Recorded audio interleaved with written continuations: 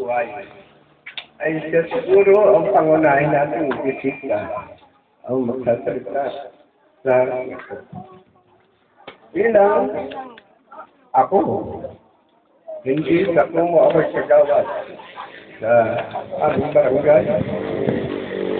Sa palagay ko sa pangunahin na magbibigay ng mga magandang panunita sa ating pag-arparasyon ng katawan ng aming kapatid.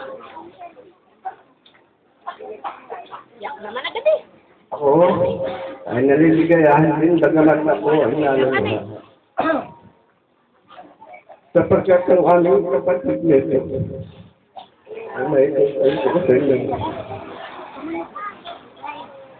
Kaya ang kinagisyan namin, lalo na po ako na bilang ako ang nagmamatanda sa aming kapatid. Bagamat siya matanda sa aming kapatid.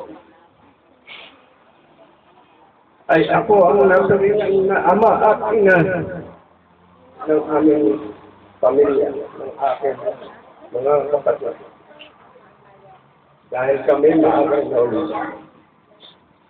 Ang aking kapatid